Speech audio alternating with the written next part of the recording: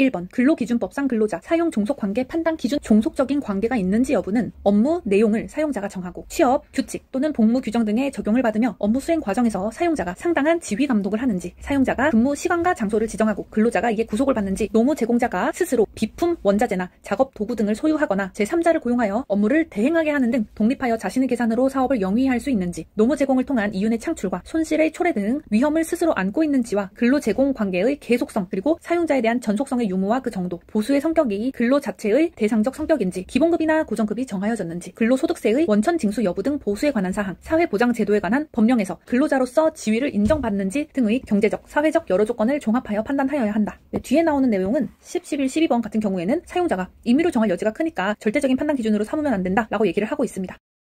두 번째, 온라인 플랫폼 노무 제공자의 근로자성 판단입니다. 온라인 플랫폼을 매개로 근로를 제공하는 플랫폼 종사자가 근로자인지를 판단하는 경우에는 노무 제공자와 노무 이용자 등이 온라인 플랫폼을 통해 연결됨에 따라 직접적으로 개별적인 근로계약을 맺을 필요성이 적은 사업구조, 이의 배분과 수행 방식 결정에 온라인 플랫폼의 알고리즘이나 복수의 사업 참여자가 관여하는 노무관리의 특성을 고려하여 위 요소들을 적정하게 적용하여야 한다. 답안에 이 부분이 들어간다면 키워드가 다 들어간 거라고 볼 수 있습니다. 그러면 두 문자를 따면서 함께 읽어볼게요. 온라인 플랫폼을 매개로 근로를 제공하는 플랫폼 종사자가 근로자인지 판단하는 경우에는 노무 제공자와 노무 이용자 등이 온라인 플랫폼을 통해 연결됨에 따라 직접적으로 개별적인 근로계약을 맺을 필요성이 적은 사업구조, 이의 배분과 수행 방식 결정에 온라인 플랫폼의 알고리즘이나 복수의 사업 참여자가 관여하는 노무관리 특성을 고려하여 위 요소들을 적정하게 적용하여야 한다.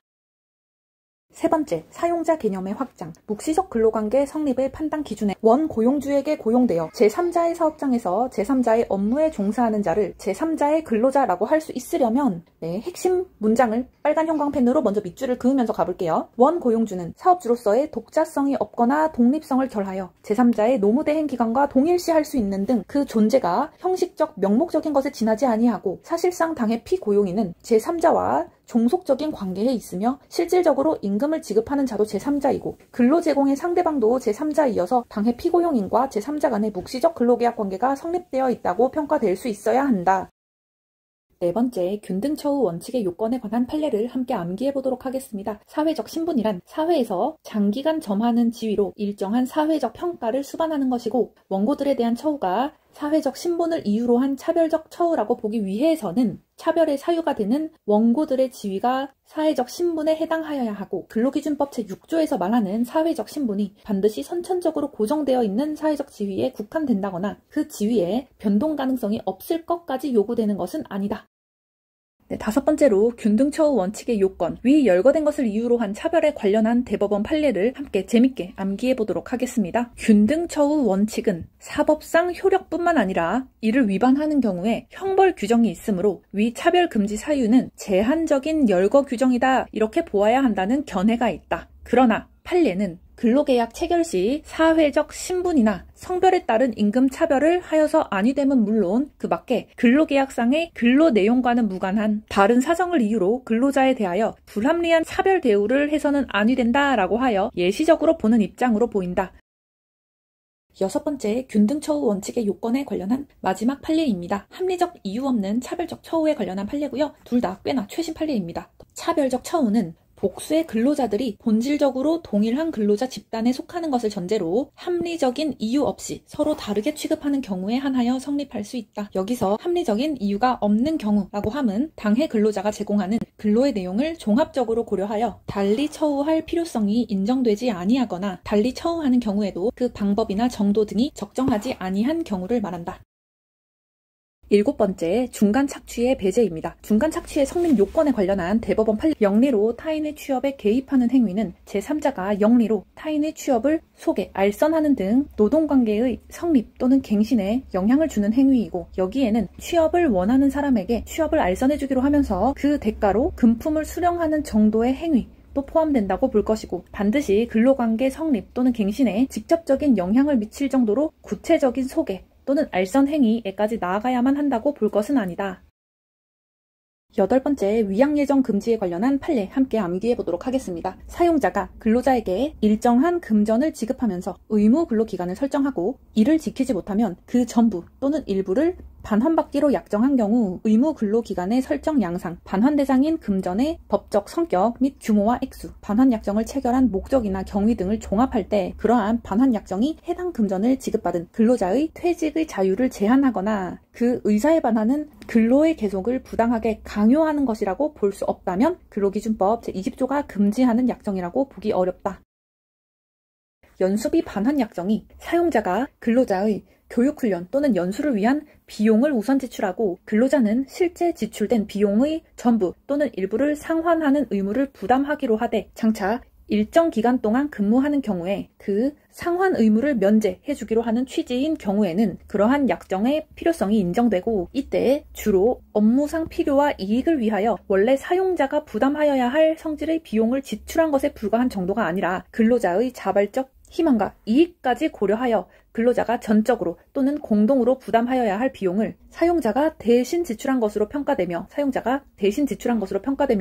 약정 근무 기간 및 상환해야 할 비용이 합당하고 합리적이고 타당한 범위 내에서 정해져 있는 등 위와 같은 약정으로 인하여 근로자의 의사에 반하는 계속 근로를 부당하게 강제하는 것으로 평가되지 않는다면 근기법에 반하는 것이 아니다 라고 해서 10번째, 취업규칙의 의의입니다. 취업규칙은 사용자가 근로자의 근로조건이나 복무규율에 관한 기준을 통일적, 획일적으로 규율하기 위하여 기업 경영권에 기하여 작성하는 것으로 근로조건에 관한 준칙을 담고 있으면 명칭을 불문하고 취업규칙에 해당한다. 네, 11번째, 취업규칙 불이익 변경에 관한 판례 함께 암기해 보도록 하겠습니다. 취업규칙에서 정한 복무규율과 근로조건은 근로관계의 존속을 전제로 하는 것이지만 사용자와 근로자 사이의 근로관계 종료 후의 권리, 의무에 관한 사항이라고 하더라도 사용자와 근로자 사이에 존속하는 근로관계와 직접 관련되는 것으로서 근로자의 대우에 관하여 정한 사항이라면 이 역시 취업규칙에서 정한 근로조건에 해당한다고 본다. 12번째, 취업규칙 불이익 변경에 대한 두 번째 판례 함께 공부해 보도록 하겠습니다. 취업규칙 변경이 일부의 근로자에게는 유리하고 일부의 근로자에게는 불리한 경우 그러한 변경에 근로자 집단의 동의를 요하는지에 대한 판단은 근로자 전체에 대하여 획일적으로 결정되어야 할 것이고 이러한 경우 취업규칙의 변경이 근로자에게 전체적으로 유리한지 불리한지를 객관적으로 평가하기가 어려우며 근로자 상호 간의 분리에 따른 이익이 충돌되는 경우에는 그러한 개정은 근로자에게 불이익한 것으로 취급하여 근로자들 전체의 의사에 따라 결정하게 하는 것이 타당하다. 지금부터 13강 시용의 의의에 대해서 함께 암기를 해보도록 할게요. 시용의 의의. 본 근로계약 체결 이전에 해당 근로자의 직업적 능력, 자질, 인품, 성실성 등 업무 적격성을 관찰 판단하고 평가하기 위해 일정 기간 시험적으로 고용하는 것이다.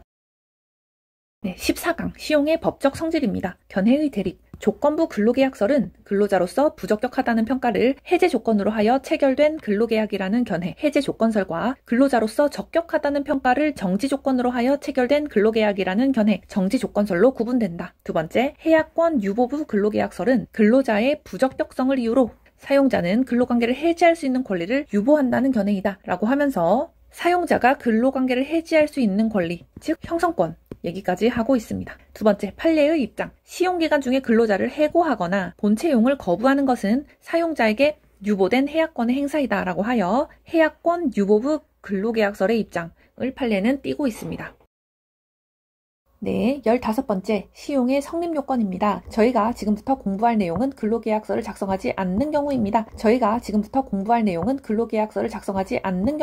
이 있어야만 성립하는 것이 아니고 묵시적 약정으로도 성립할 수 있는데 시용이란 본 근로계약을 체결하기 전에 해당 근로자의 업무 적격성을 관찰, 판단하기 위해 일정 기간 시험적으로 고용하는 것을 말하며 이거는 저희가 13번째 강의에서 시용의 의의에 대해서 또 재미있게 암기를 했었죠. 네, 외우신 거 쓰시면 됩니다. 시용기간 중에 있는 근로자의 경우 사용자의 해약권이 유보되어 있다는 사정만 다를 뿐 그 기간 중에 확정적 근로관계는 존재하며 업무 적격성 평가와 해약권 유보라는 시용의 목적에 따라 시용기간 중 제공된 근로 내용이 정규 근로자의 근로 내용과 차이가 있는 경우에도 종속적 관계에서 사용자를 위해 근로가 제공된 이상 시용근로계약은 성립하고 제공된 근로 내용이 업무 수행에 필요한 교육, 훈련의 성격을 겸하고 있는 경우에도 마찬가지이며 시용기간 중에 임금 등을 정하지 않았다는 사정만으로 시용근로계약의 성립을 쉽게 부정해서는 안 되고 단순히 근로계약 체결 과정 중에 있다고 볼 수도 없다.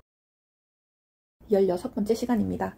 이번 시간에는 임금 판단 기준에 관련해서 함께 판례 암기해 보도록 할 건데요. 떠한 임금이 임금에 해당하려면 근로자에게 계속적, 정기적으로 지급되고 취업 규칙 등에서 지급 의무가 있어야 한다. 지급 의무가 있다는 것은 지급 여부를 사용자가 임의로 결정할 수 없다는 것이다. 지급 의무의 발생 근거는 단체 협약, 취업 규칙이나 근로 계약에 의한 것이든 사용자가 계속적으로 지급하여 지급이 당연시 여겨질 정도의 관례가 형성된 경우 같은 관행에 의한 것이든 무방하다. 지급 의무의 발생을 근로 제공과 직접적으로 관련되거나 밀접한 관련이 있어야 한다. 이러한 관련이 없이 개별 근로자의 특수하고 우연한 사정에 의한 것인 경우 취업 규칙 등에서 지급 의무가 있더라도 근로의 대가인 임금이 아니다.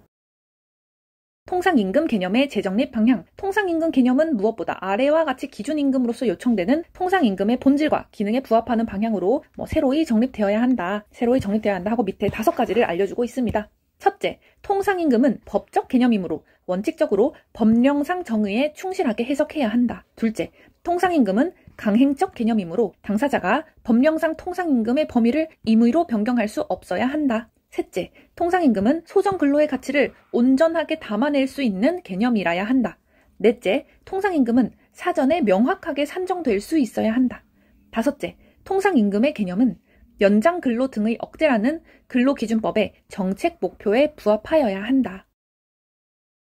이번 시간에는 휴게 시간의 의의에 대해서 함께 재미있는 이야기를 통해서 암기해 보도록 하겠습니다. 휴게 시간이란 근로시간 도중에 사용자의 지휘 감독으로부터 해방되어 근로자가 자유로이 이용할 수 있는 시간을 말한다. 따라서 근로자가 작업시간 도중에 실제로 작업에 종사하지 않은 휴식시간이나 대기시간이라고 하더라도 근로자에게 자유로운 이용이 보장된 것이 아니라 실질적으로 사용자의 지휘 감독을 받고 있는 시간이라면 근로시간에 포함된다.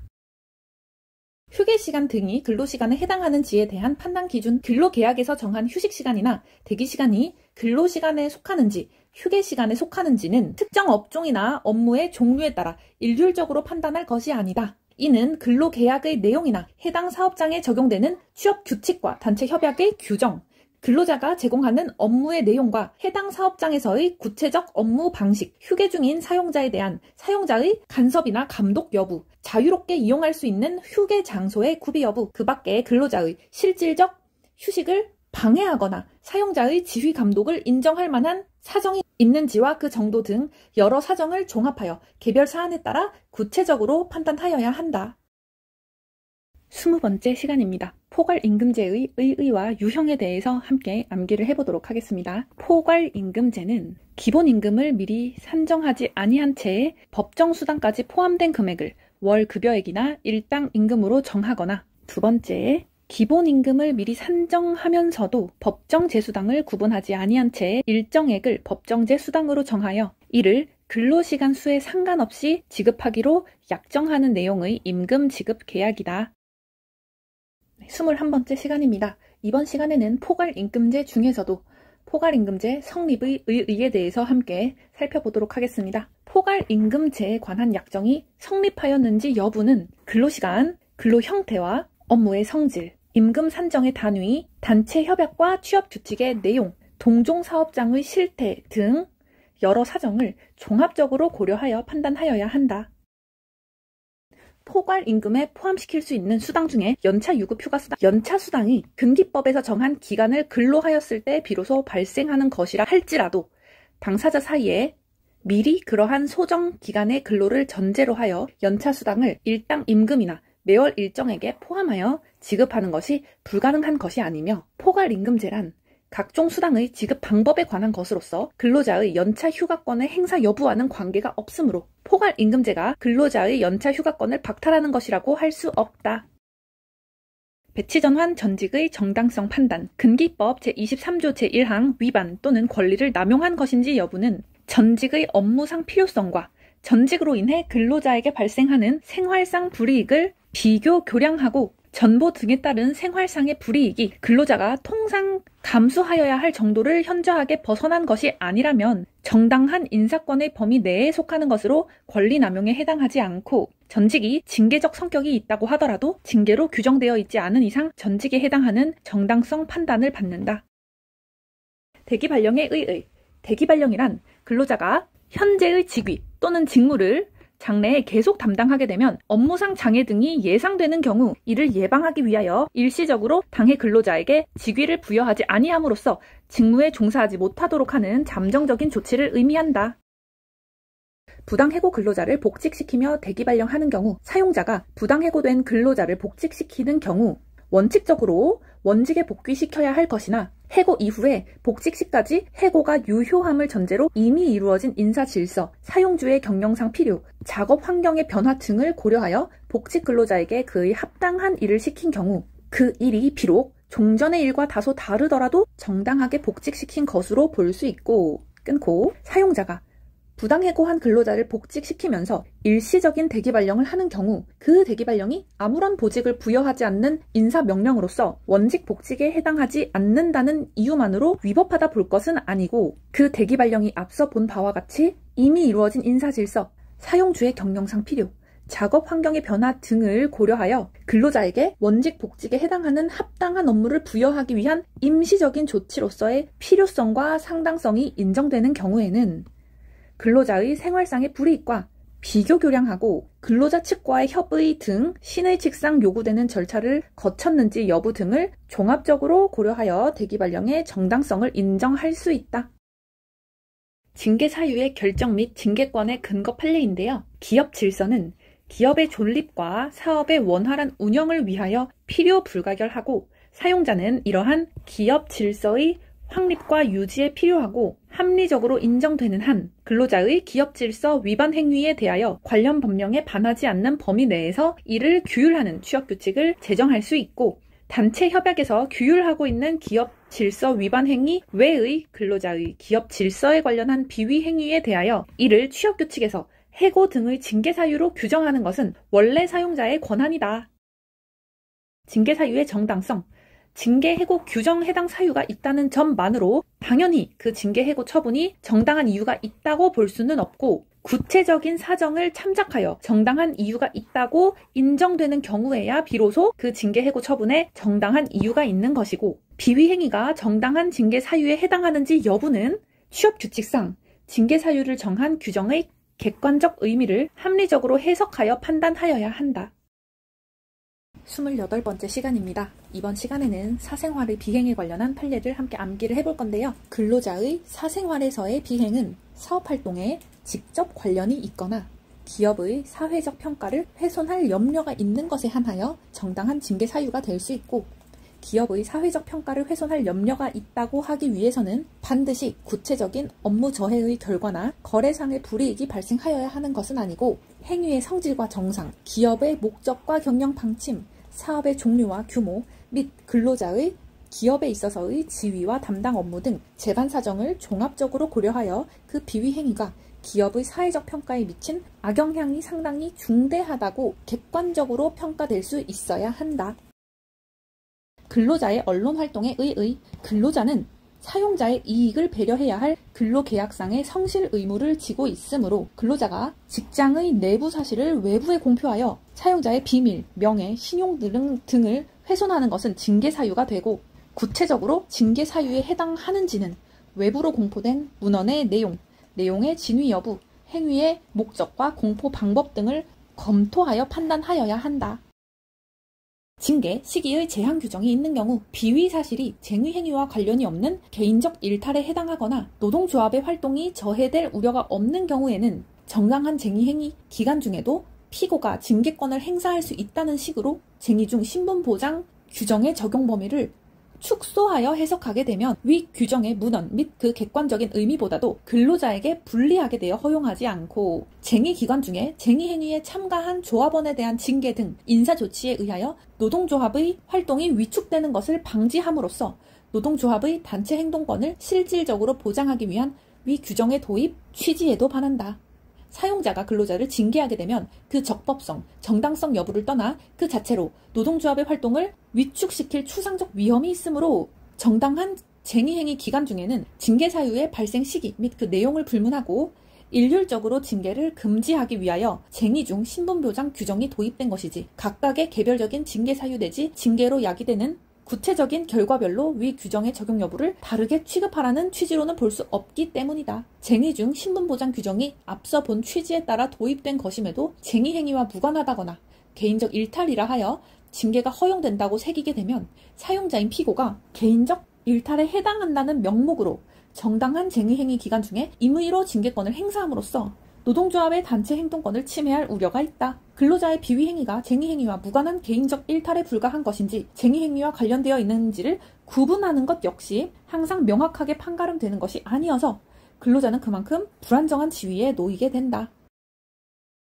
징계수단의 정당성, 사회통념상 현저히 타당성을 잃은 경우, 근로자에게 징계 사유가 있어서 징계 처분을 하는 경우 어떠한 처분을 할 것인가는 원칙적으로 징계권자의 재량에 맡겨져 있는 것이므로 그 징계 처분이 위법하다고 하기 위하여서는 징계 처분이 사회통념상 현저하게 타당성을 잃어 징계권자에게 맡겨진 재량권을 남용한 것으로 인정되는 경우에 한하고, 그 징계 처분이 사회통념상 현저하게 타당성을 잃은 처분이라고 하려면 구체적인 사례에 따라 직무의 특성, 징계의 사유가 된 비위 사실의 내용과 성질 및 징계에 의하여 달하려는 목적과 그에 수반되는 재반 사정을 참작하여 객관적으로 명백히 부당하다고 인정되는 경우라야 한다.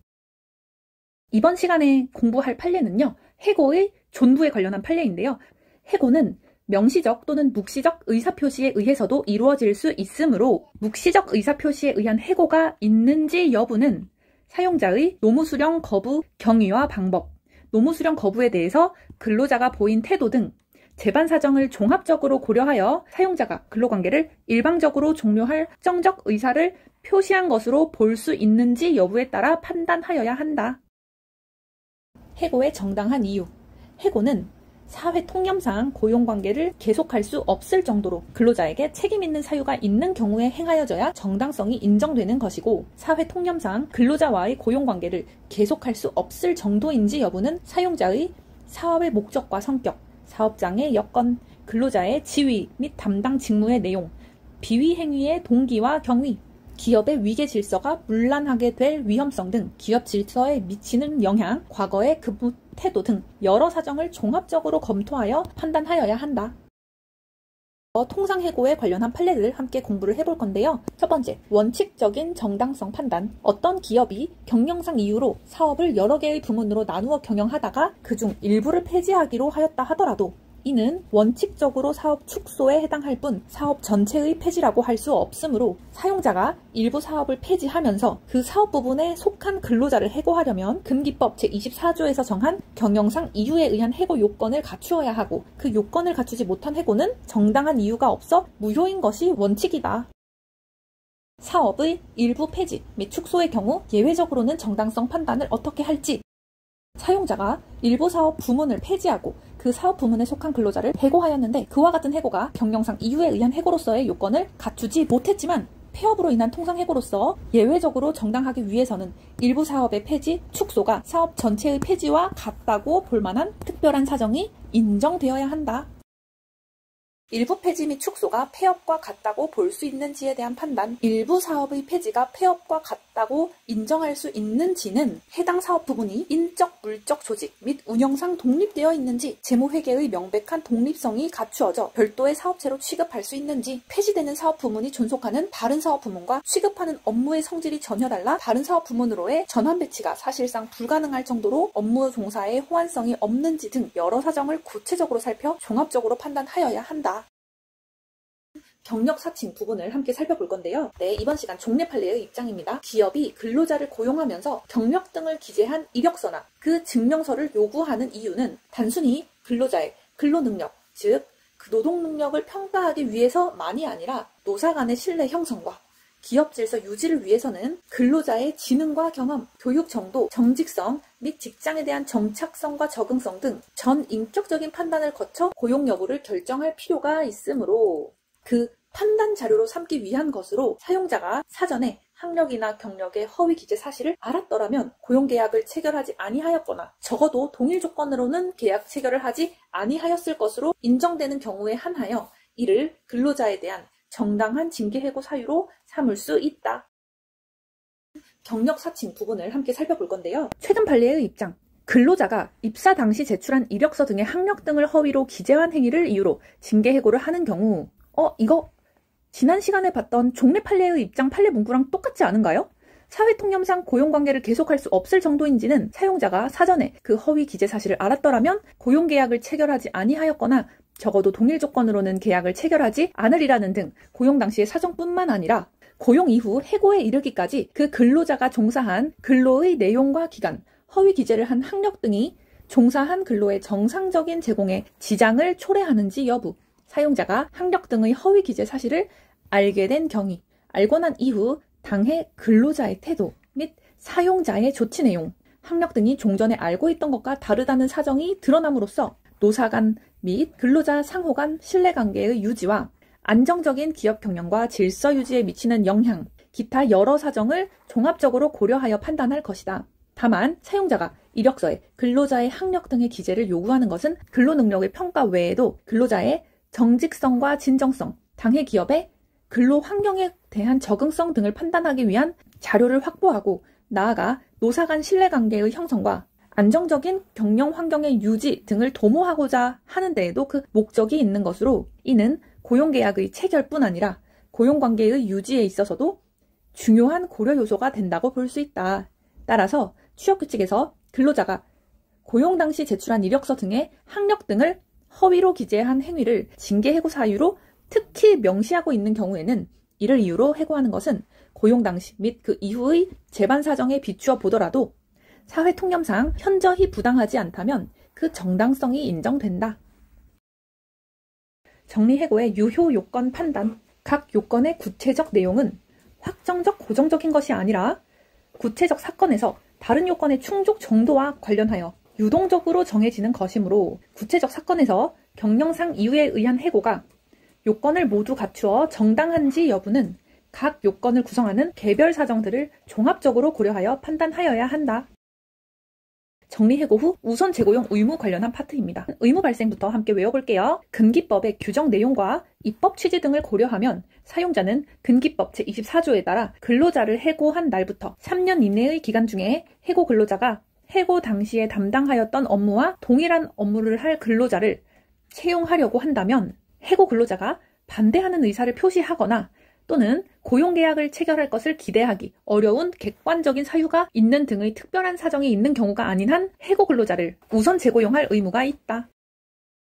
정리해고 후 우선 재고용 의무에서 의무 위반 파트를 암기를 해보도록 하겠습니다. 사용자가 해고 근로자에게 고용계약을 체결할 의사가 있는지를 확인하지 않은 채 제3자를 고용했다면, 제3자를 채용하였다면 마찬가지로 해고 근로자가 고용계약 체결을 원하지 않았을 것이라거나 고용계약을 체결할 것을 기대하기 어려운 객관적인 사유가 있었다는 등의 특별한 사정이 없는 한 우선 재고용 의무를 위반한 것으로 볼 수 있다. 정리해고 후 우선 재고용 의무에서 해고일로부터 3년이 지난 경우 의무가 소멸하는지 여부에 관련해서 판례가 어떻게 얘기를 했는지 함께 암기해보도록 하겠습니다. 경영상 이유에 의한 해고일로부터 3년 이내에 피고의 원고에 대한 우선 재고용 의무가 발생한 이상 그 이후에 해고일로부터 3년이 경과하였다고 하더라도 이미 발생한 우선 재고용 의무가 소멸한다고 볼 수 없다. 사용자가 우선 재고용 의무를 이행하지 않은 경우, 사용자가 우선 재고용 의무를 이행하지 아니하는 경우 근로자는 사용자를 상대로 고용의 의사표시를 가름하는 판결을 구할 사법상의 권리가 있고 그 판결이 확정이 되면 사용자와 해고 근로자 사이에는 고용관계가 성립한다. 해고예고수당.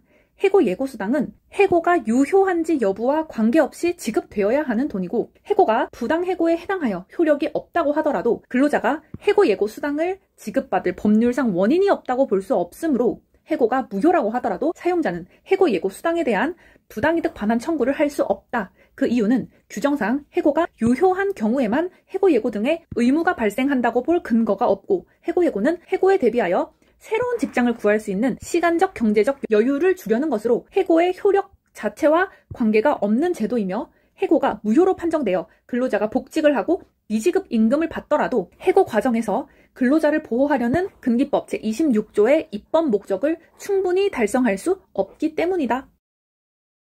해고 서면 통지의 의의 및 취지. 근로자를 해고하는데 신중을 기하게 함과 아울러 해고의 존부 및 시기와 그 사유를 명확하게 하여 사후에 분쟁이 적정하고 용이하게 해결될 수 있도록 하고 근로자에게도 해고에 적절히 대응할 수 있게 하기 위함이다.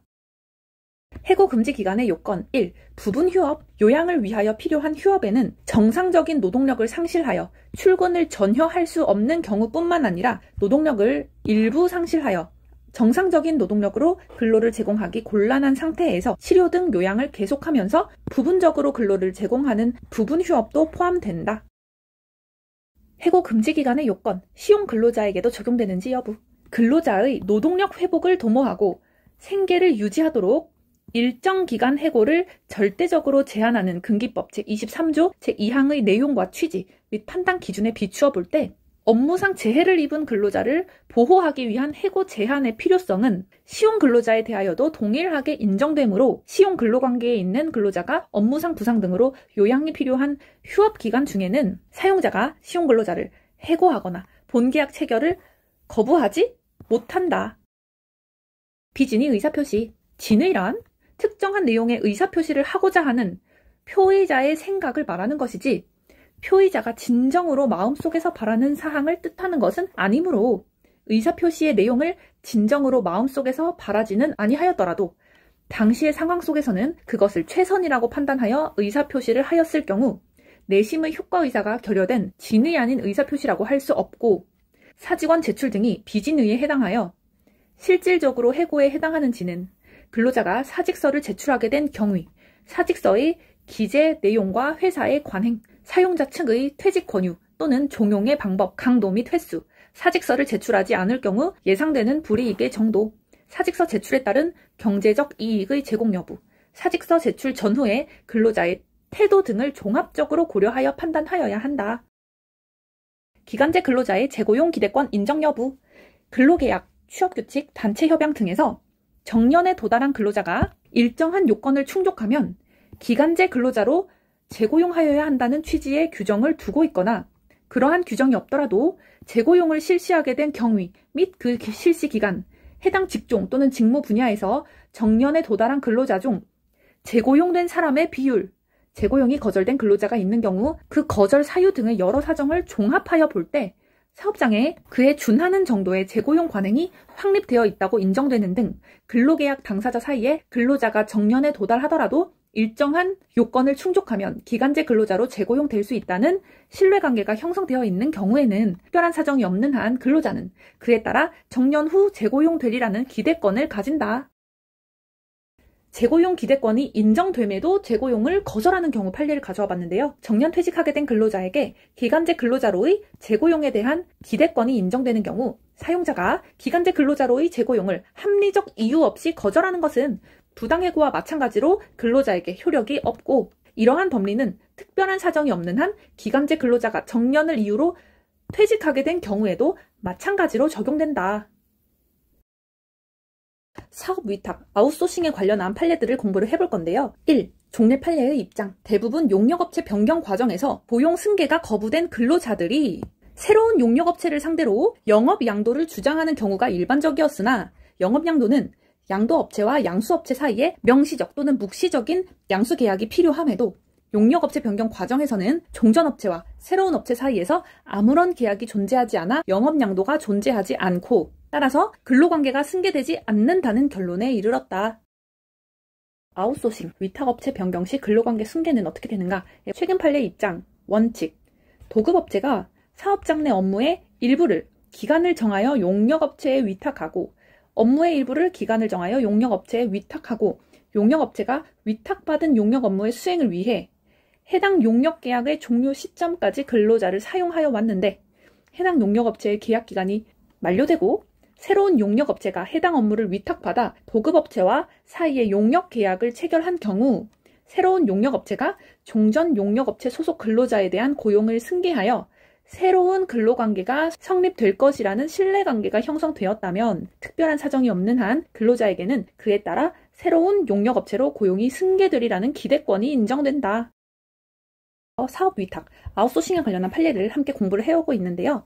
아웃소싱에서 위탁업체 변경 시 근로관계가 어떻게 승계되는지 최근 판례의 입장, 고용승계 기대권 판단 기준, 근로자에게 고용승계에 대한 기대권이 인정되는지 여부는 새로운 용역업체가 종전 용역업체 소속 근로자에 대한 고용을 승계하기로 하는 조항을 포함하고 있는지 여부를 포함한 구체적인 계약 내용, 해당 용역계약의 체결 동의와 경위, 도급업체 사업장에서의 용역업체 변경에 따른 고용승계 관련 기존 관행, 위탁의 대상으로서 근로자가 수행하는 업무의 내용, 새로운 용역업체와 근로자들의 인식 등 근로관계 및 해당 용역계약을 둘러싼 여러 사정을 종합적으로 고려하여 판단하여야 한다. 비정규직 파트로 들어왔습니다. 사용기간 초과로 인한 고용 간주 시에 근로조건은 어떻게 적용을 해줘야 할지에 관련한 판례인데요. 기간에 정함이 없는 근로계약을 체결한 것으로 간주되는 근로자의 근로조건에 대하여는 해당 사업 또는 사업장 내 동종 또는 유사한 업무에 종사하는 기간의 정함이 없는 근로계약을 체결한 근로자가 있을 경우 달리 정함이 없는 한 그 근로자에게 적용되는 취업규칙 등이 어떻게 된다? 동일하게 적용된다.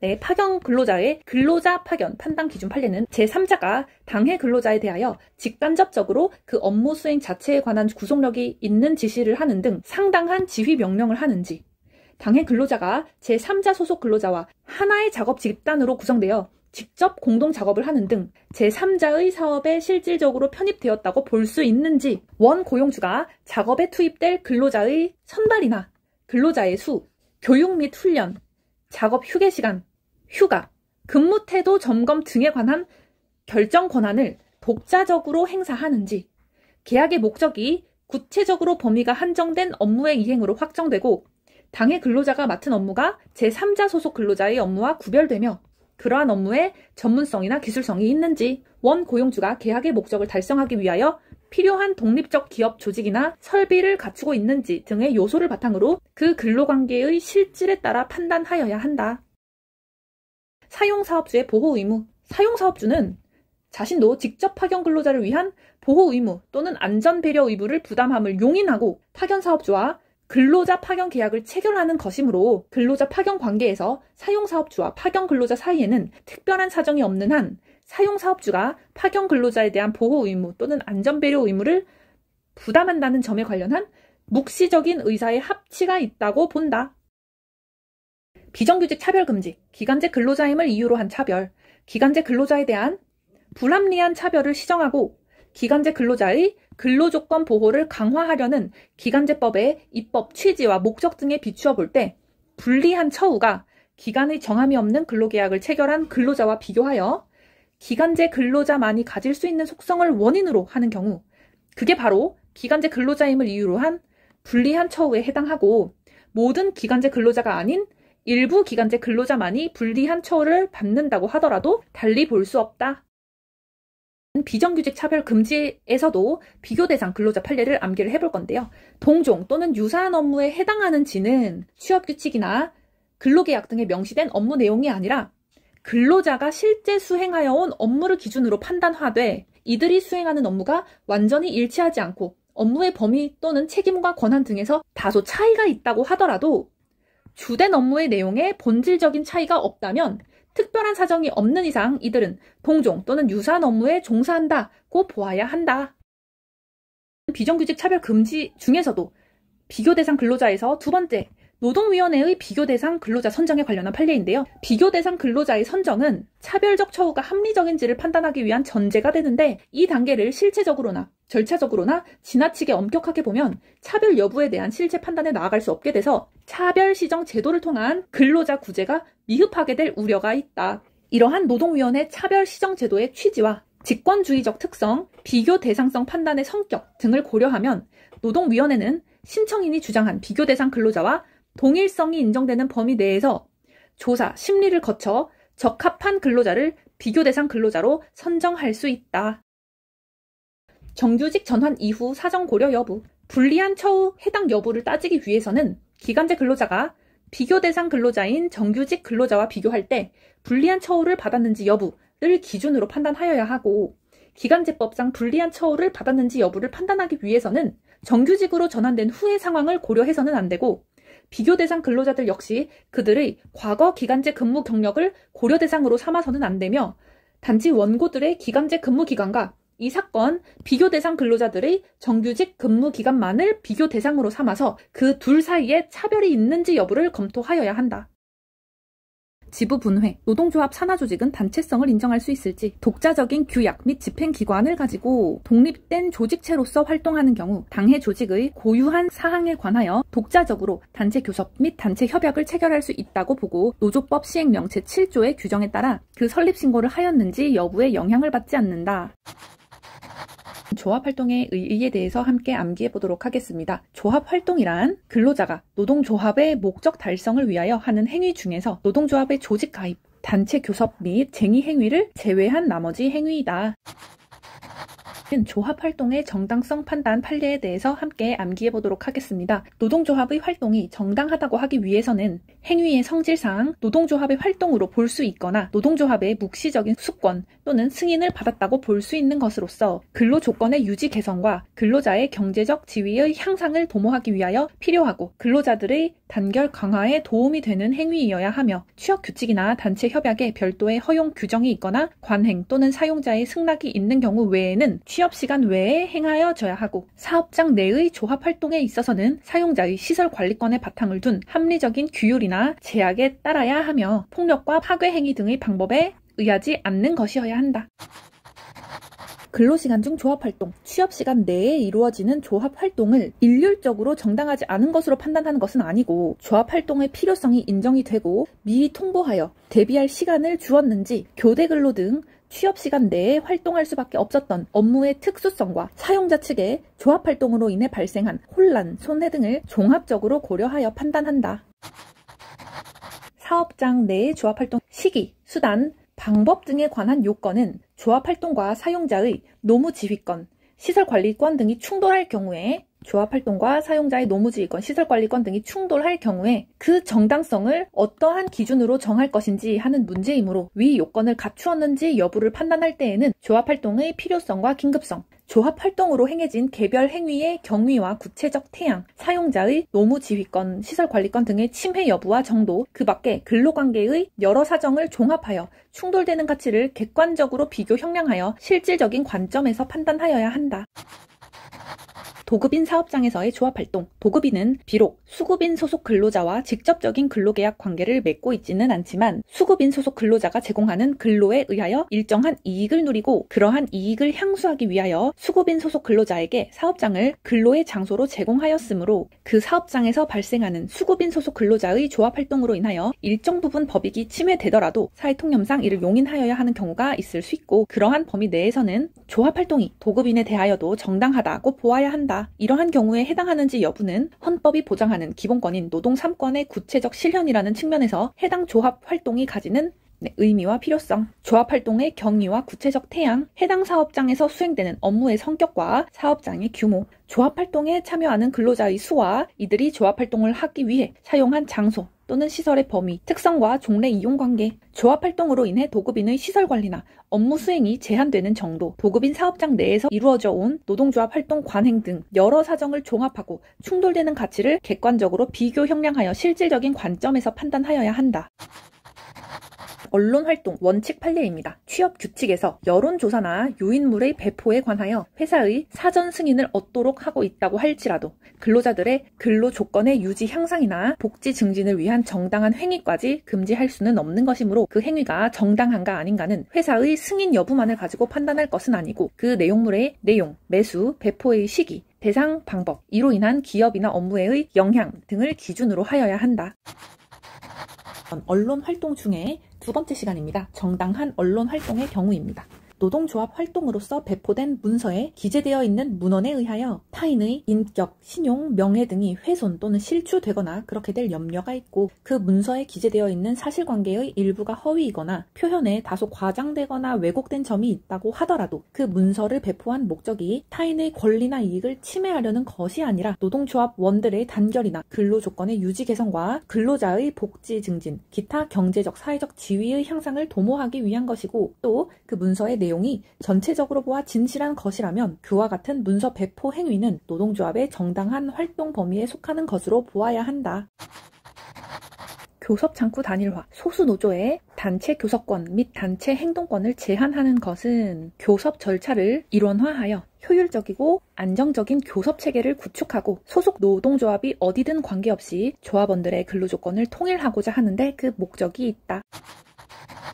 단독으로 교섭창구 단일화 절차를 거친 경우 해당 노동조합 이외의 노동조합이 존재하지 않아서 다른 노동조합의 의사를 반영할 만한 여지가 처음부터 없었던 경우에는 교섭대표 노동조합의 개념이 무의미해질 뿐만 아니라 달리 그 고유한 의의를 찾기도 어렵게 된다. 결국 하나의 사업 또는 사업장 단위에서 유일하게 존재하는 노동조합은 설령 노조법 및 그 시행령이 정한 절차를 형식적으로 거쳤다고 하더라도 교섭대표 노동조합의 지위를 취득할 수 없다고 해석함이 타당하다.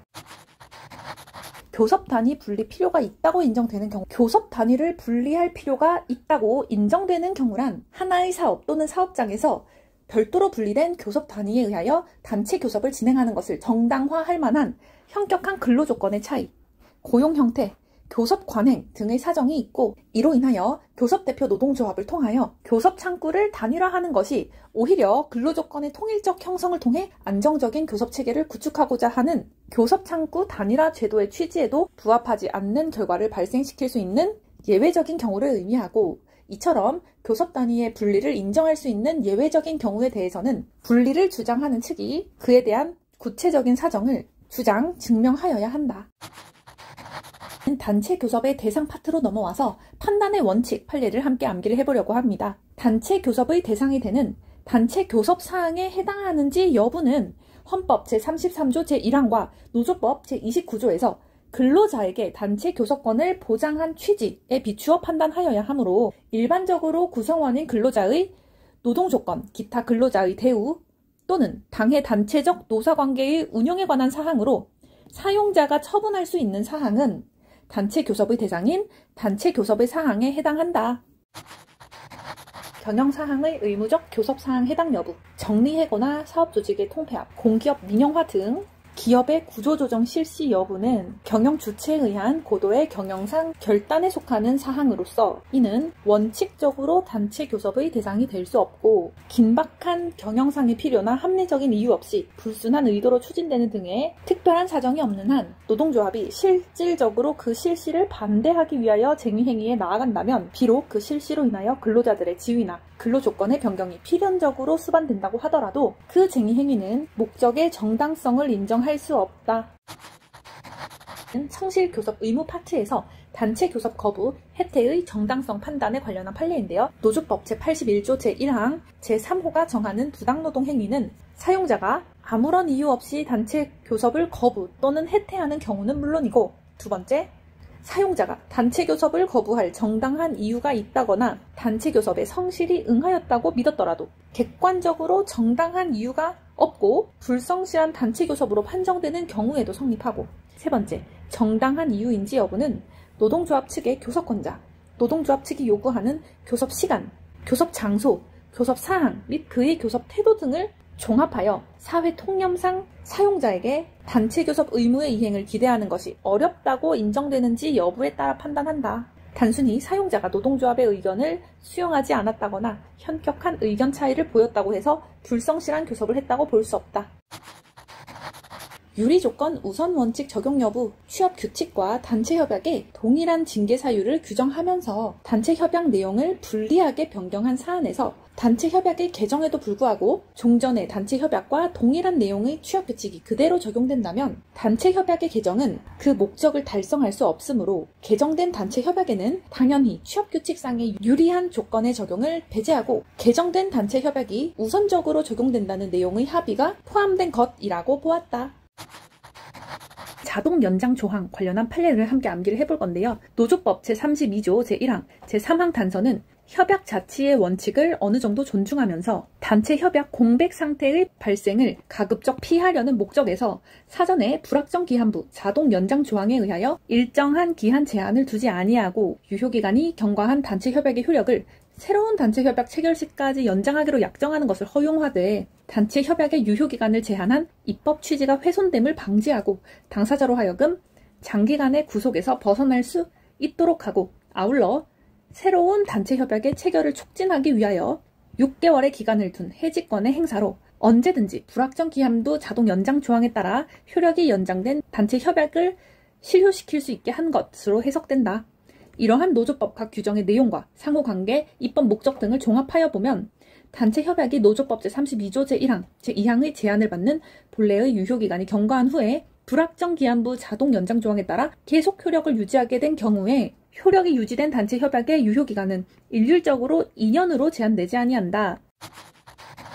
단체 협약 실효 후에 근로조건이 어떻게 되는지에 관련한 판례들을 함께 암기를 해볼 건데요. 단체 협약이 실효되었다고 하더라도 임금, 퇴직금이나 노동시간, 그 밖에 개별적인 노동 조건에 관련한 부분은 그 단체 협약에 적용을 받고 있던 근로자의 근로계약의 내용이 되어 그것을 변경하는 새로운 단체 협약, 취업규칙이 체결 및 작성되거나 또는 개별적인 근로자의 동의를 얻지 아니하는 한 개별적인 근로자의 근로계약 내용으로서 여전히 남아서 사용자와 근로자를 규율하고 그것을 변경하는 새로운 단체 협약이 체결되면 종전의 단체 협약은 더 이상 개별적인 근로계약의 내용으로 남아있지 않게 된다. 단체 협약의 해석에서도 처분문서 해석의 원칙에 관련한 판례를 함께 암기를 해볼 건데요. 단체 협약은 단체 협약 계약이 문서에 의해 이루어지는 바 처분문서이고 따라서 처분문서 해석의 원칙이 적용된다. 판례는 처분문서는 진정 성립이 인정되면 특별한 사정이 없는 한 처분 문서에 기재되어 있는 문헌의 내용에 따라 당사자의 의사표시가 있었던 것으로 객관적으로 해석해야 한다. 두 번째, 계약의 해석을 둘러싼 이견으로 의사 해석이 문제되는 경우 문헌의 내용, 그와 같은 약정이 이루어진 동기와 경위, 약정에 의하여 달하려는 목적, 당사자의 진정한 의사 등을 종합적으로 고찰하여 논리와 경험칙에 따라 합리적으로 해석하여야 한다. 고용안전협약, 정리해고에 대한 합의 규정. 단체 협약에서 정리해고에 대한 합의 조항을 두는 경우 전체의 취지 속에서 당해 조항의 문헌이 가지는 의미를 찾아야 하고 그 의사표시를 하게 된 경위와 당시의 상황 및 분위기, 당위성 등을 참작하여 규범적인 해석이 필요한 경우도 있다고 보면서 사용자가 경영권의 본질에 속하여 단체 교섭의 대상이 될 수 없는 사항에 관하여 노동조합과 합의하여 결정 등을 하기로 하는 단체 협약의 일부 조항이 있는 경우 그 조항 하나만을 주목하여 쉽게 사용자의 경영권의 일부 폭이나 중대한 제한을 인정해서는 안 되고 그와 같은 단체 협약을 체결하게 된 경위와 당시의 상황, 단체 협약의 다른 조항과의 관계, 권한에는 책임이 따른다는 원칙에 입각하여 노동조합이 경영에 대한 책임까지도 분담하고 있는지 여부 등을 종합적으로 검토하여 그 조항에 기재된 합의의 의미를 해석하여야 한다. 또 정리해고를 하지 않기로 하는 조항이 있는 경우 단체 협약상 인위적인 구조조정을 하지 않겠다는 등의 정리해고에 대한 조항에 대하여 먼저 정리해고나 사업조직 통폐합 등 기업의 구조조정을 실시할지 여부는 경영 주체에 의한 고도의 경영상 결단에 속하는 사항으로서 이는 원칙적으로 단체 교섭의 대상이 되지 아니하지만 단체 협약은 사용자와 노동조합 사이에 이루어진 단체 교섭 결과 성립된 합의사항을 문서화한 것으로 강행법규나 공서, 양속에 위반되지 않는 한 그 내용에 대한 법적 제한은 없다. 준법투쟁에 관련한 판례를 함께 공부를 해볼 건데요. 종래 판례의 입장, 정상한 운영이란 근로관계법규와 노무계약 등에 비추어 적법한 사용자의 지휘 명령에 기한 운영을 의미하므로 관계법규와 노무계약에 위배된 지시에 따르지 아니함으로써 설사 업무 수행에 지장이 있었다고 하더라도 법적 평가에 있어 업무의 정상한 운영이 저해되었다고 볼 수 없다. 준법투쟁에 관련한 판례를 함께 공부를 해볼 건데요. 최근 판례의 입장에 대해서 공부를 해보도록 하겠습니다. 최근에는 대부분 사실 정상설의 입장으로 보인다. 특히 최근 판례는 쟁의행위에 대한 법령상의 엄정한 규율체계와 헌법 제33조 제1항이 노동 3권을 기본권으로 보장한 취지 등을 고려하면 연장 휴일 근로의 집단적 거부와 같이 사용자의 업무를 저해함과 동시에 근로자들의 권리 행사로서의 성격을 아울러 가지는 행위가 노조법상의 쟁의행위에 해당하는지는 해당 사업장의 단체 협약이나 취업규칙의 내용, 연장 근로를 할 것인지에 대한 근로자들의 동의 방식 등 근로관계를 둘러싼 여러 관행과 사정을 종합적으로 고려하여 엄격하게 제한적으로 판단하여야 한다. 안전보호시설에 해당하는지에 관련한 판례인데요. 특정한 시설이 안전보호시설에 해당하는지 여부는 당해 사업장의 성질, 당해 시설의 기능 등 재반 사정을 구체적 종합적으로 고려하여 판단된다고 보고, 구체적으로는 해당 시설이 정지, 폐지 등이 발생되었을 때 사람의 생명이나 신체에 위험이 발생하는지 여부에 따라 판단한다. 쟁의행위 정당성 기본 원칙. 쟁의행위가 형법상 정당 행위가 되기 위하여는 첫 번째, 주체가 단체 교섭의 주체로 될 수 있는 자이어야 하고, 두 번째, 목적이 근로조건의 향상을 위한 노사 간의 자치적 교섭을 조성하는 데 있어야 하며, 세 번째, 사용자가 근로자의 근로조건 개선에 관한 구체적인 요구에 대해서 단체 교섭을 거부하였을 때 개시하되 특별한 사정이 없는 한 조합원의 찬성 결정 등 법령이 정한 절차를 거쳐야 하는 한편, 네 번째, 수단과 방법이 사용자의 재산권과 조화를 이루어야 함은 물론 폭력의 행사에 해당하지 아니하여야 한다는 여러 조건을 모두 구비하여야 하고, 다섯 번째, 이러한 기준은 쟁의행위의 목적을 알리는 등 적법한 쟁의행위에 통상 수반되는 부수적 행위가 형법상 정당행위에 해당하는지 여부를 판단할 때에도 동일하게 적용된다. 법령상 쟁의행위의 주체가 될 수 없는 근로자, 주요 방위산업체 종사자, 하도급 업체 근로자의 경우 노조법 제11조 제2항에 의하여 쟁의행위가 금지됨으로써 기본권이 중대하게 제한되는 근로자의 범위는 엄격하게 제한적으로 해석하여야 한다. 주요 방위산업체로 지정된 회사가 그 사업의 일부를 사내 하도급 방식으로 다른 업체에 맡겨 방산 물자를 생산하는 경우에 그 하수급 업체에 소속된 근로자는 쟁의행위를 금지하는 주요 방위산업체에 종사하는 근로자에 해당한다고 볼 수 없다. 행정 지도가 있는 경우에 그 쟁의행위를 정당하다고 보아야 할지 조정 신청을 하여 조정 절차가 마쳐지거나 조정이 종료되지 아니한 채 조정 기간이 끝나면 노동조합은 쟁의행위를 할 수 있는 것으로 반드시 조정 결정을 한 뒤에 쟁의행위를 하여야 그 절차가 정당한 것은 아니다. 조정을 거치지 않은 경우 쟁의행위의 정당성 여부 판례에 대해서 함께 알아볼 건데요. 조정 절차를 거치지 아니한 것만으로는 당연히 쟁의로서의 정당성이 상실되는 것은 아니고, 위반 행위로 인해 국민 생활의 안정이나 사업 운영에 예기치 않은 혼란이나 손해를 끼치는 것과 같은 부당한 결과를 초래하는지 여부 등 구체적 사정을 살펴 정당성 유무를 가려야 하고, 설립신고증이 없는 근로자 단체는 쟁의 조정을 신청할 수 없으므로 조정 절차 위반이 성립될 수 없다. 조합원의 찬반 투표의 취지를 함께 암기를 해볼 건데요. 쟁의 행위가 노동조합원의 민주적 자주적 의사에 의해 개시되고 사후에 정당성 유무와 관련하여 불이익이 있을 수 있는 점을 고려하여 쟁의행위 개시에 대해서 신중을 기하기 위한 조합원 찬반 투표의 요건 중에서도 노동조합 조합원의 투표 부분에 관련한 판례에 함께 암기를 해보도록 하겠습니다. 기업별 노조의 경우 종사 근로자 조합원 기준 찬반 투표를 해야 함은 당연하다. 그러나 초기업별 노조의 경우 쟁의행위와 관계없는 조합원까지 포함하여 투표해야 하는지가 문제된다. 네, 시작됩니다. 판례는 총파업이 아닌 한 쟁의행위가 예정되어 있는 초기업 노조 소속 지부, 분회의 조합원의 찬반 투표가 있으면 족하고, 쟁의행위와 관계없는 초기업 노조 전체의 찬반 투표를 거쳐야 하는 것은 아니나 초기업 노조 차원의 찬반 투표가 있었다고 하여 이 찬반 투표가 각 지부 분회의 단체 교섭 거부에 대응하는 쟁의행위에 찬반 투표를 겸하는 것도 아니므로 지부 차원의 파업 전반 투표를 별도로 거쳐야 한다고 본다. 찬반 투표를 거치지 않았을 때 쟁의행위의 정당성은 어떻게 판단이 되는가에 관련한 판례를 함께 암기를 해볼 거고요. 종래 판례는 찬반 투표를 거치지 아니하고 쟁의행위에 나아간 경우에도 조합원의 민주적 의사결정이 실질적으로 확보된 경우에는 투표 절차를 거치지 아니하였다는 사정만으로 쟁의행위가 정당성을 상실한다고 볼 수 없다고 보았으나, 이후 판례는 노동조합의 자주적이고 민주적인 운영을 도모함과 아울러 쟁의행위에 참가한 근로자들이 사후에 그 쟁의행위의 정당성 유무와 관련하여 어떠한 불이익을 당하지 않도록 그 개시에 관한 조합 의사의 결정에 보다 신중을 기하기 위해 마련된 규정이므로 위 절차를 위반한 쟁의행위는 절차를 따를 수 없는 객관적인 사정이 인정되지 아니하는 한 정당성이 상실된다고 본다. 직장 점거에 관련한 대표 판례 함께 암기해보도록 하겠습니다. 일반적으로 직장 점거는 적극적인 쟁의 행위의 한 형태로서 점거의 범위가 직장 또는 사업장 시설의 일부분이고, 사용자 측의 출입이나 관리 지배를 배제하지 않는 병존적인 점거일 때에는 정당한 행위이나 직장 또는 사업장의 시설에 전면적 배타적으로 점거하여 사용자 조합원 이외의 자의 출입을 저지하거나 사용자 측의 관리 지배를 배제하여 업무의 중단 또는 혼란을 야기케 하는 것과 같은 행위는 이미 정당성의 한계를 벗어난 것이고, 따라서 사업장 출입이 사용자 측의 점유를 배제하기 위한 것인 이상 설령 그 무렵까지 직장 폐쇄를 유지한 것이 위법하다고 하더라도 전면적 배타적 직장 점거는 정당 행위로서 허용된다고 볼 수 없다.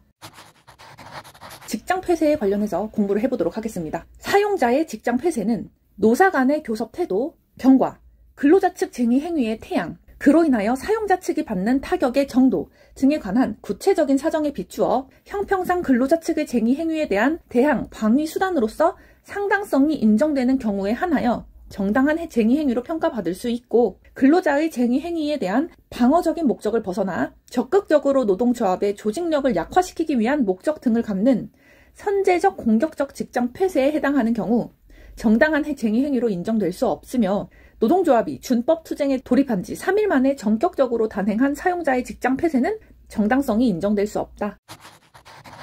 직장 폐쇄의 목적이 변질된 경우 판례의 입장이 어떤지 함께 암기를 해보도록 하겠습니다. 직장 폐쇄의 개시 자체는 정당하지만 어느 시점 이후에 근로자가 쟁의 행위를 중단하고 진정으로 업무에 복귀할 의사를 표시하였음에도 사용자가 직장 폐쇄를 계속 유지하면서 근로자의 쟁의 행위에 대한 방어적인 목적에서 벗어나 적극적으로 노동조합의 조직력을 약화시키기 위한 목적 등을 갖는 공격적 직장 폐쇄의 성격으로 변질된 경우에는 그 이후에는 직장 폐쇄는 정당성을 상실하고, 이에 따라 사용자는 그 기간 동안의 임금 지불 의무를 면할 수 없다. 직장 폐쇄의 목적이 변질된 경우에서 진정한 복귀 의사의 확인 방법은 어떻게 해야 하는가에 관련한 판례입니다. 근로자가 업무에 복귀하겠다는 의사, 이 역시 일부 근로자들이 개별적 부분적으로만 밝히는 것으로만은 부족하며, 복귀 의사는 반드시 조합원들의 찬반 투표를 거쳐 결정되어야 하는 것은 아니지만 사용자가 경영의 예측 가능성과 안정을 이룰 수 있는 정도로 집단적, 객관적으로 표시되어야 한다. 정당성 없는 쟁의 행위의 책임 파트를 살펴볼 건데요. 노동조합이 책임을 지는 케이스에 대해서 한번 암기를 해볼 건데요. 노동조합 간부들이 불법 쟁의 행위를 기획, 지시, 지도하는 등으로 주도한 경우에는 이와 같은 간부들의 행위는 조합의 집행기관으로서의 행위라 할 것이므로, 이러한 경우 민법 제35조 제1항의 유추 적용에 의하여 노동조합은 그 불법 쟁의 행위로 인하여 사용자가 입은 손해를 배상할 책임이 있다.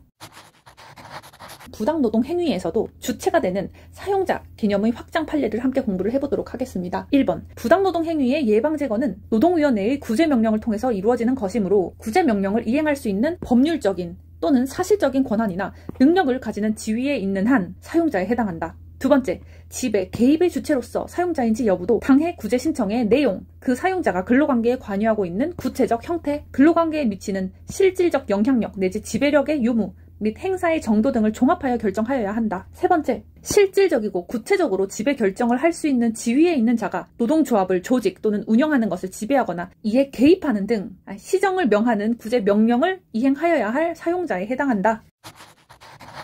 부당노동 행위의 성립 요건에서 인과관계 파트인데요. 근로자의 노동조합 업무를 위한 정당한 행위를 실질적인 해고 사유로 할 것인지의 여부는 사용자 측이 내세우는 해고 사유와 근로자가 한 노동조합 업무를 위한 정당한 행위의 내용, 해고를 한 시기, 사용자와 노동조합과의 관계, 동종의 사리에 있어서 조합원과 비조합원에 대한 제재의 불균형 여부, 종래의 관행 부합 여부, 사용자의 조합원에 대한 언동이나 태도, 기타 부당노동 행위의 의사의 존재를 추정할 수 있는 재반 사정 등을 비교 검토하여 판단하여야 한다.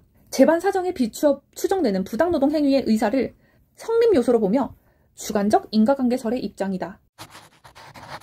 부당노동 행위의 성립 요건에서 처분 사유가 경합할 경우 판례의 입장이 어떤지에 관련해서 공부를 해볼 건데요. 핵심 키워드에 빨간색 형광펜을 그으면서 한번 일독해 보도록 하겠습니다.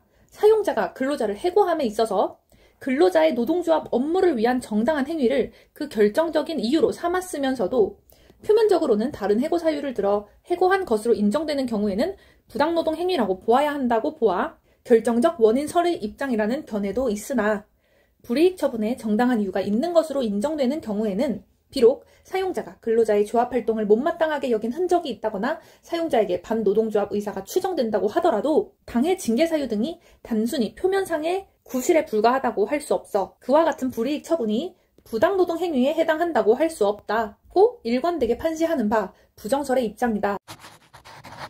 복수노조 허용 후 유니온숍을 체결한 경우 근로자가 지배적 노동조합에 가입하지 않거나 그 조합원 지위를 상실하는 경우 사용자로 하여금 그 근로자와의 근로관계를 종료시키도록 하는 내용의 유니온숍 협정이 체결되었다 하더라도 지배적 노동조합이 가진 단결권과 마찬가지로 유니온숍 협정을 체결하지 않은 다른 노동조합의 단결권도 동등하게 존중되어야 한다.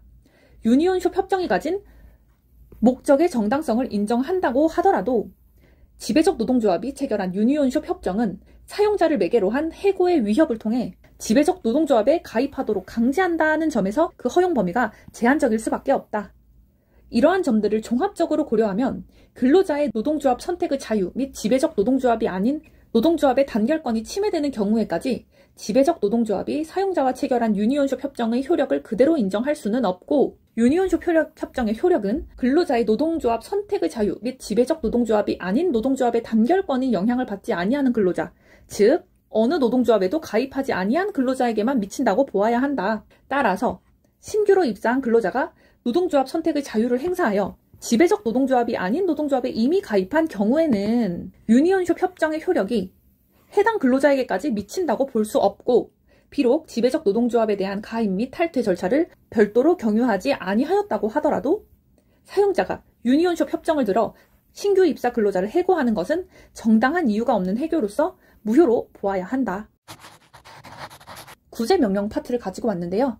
구제명령의 상대방인 사용자에는 노조법 제2조 제2호에서 정한 사업주, 사업 경영의 담당자 또는 그 사업의 근로자에 관한 사항에 대하여 사업주를 위하여 행동하는 사람 모두 포함되고 그 이유는 다음과 같다.